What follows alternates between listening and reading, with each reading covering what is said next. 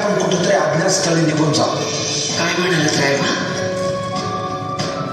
मासाहेब, आम्हाला आमच्या जीवाची पर्वा नाही. राजांचा जीव वाचणं गरजेचं आहे. रायबा, शिवबा केवळ आमचा पुत्र नाही, तर अवघ्या मराठी जनांचा स्वाभिमान आहे.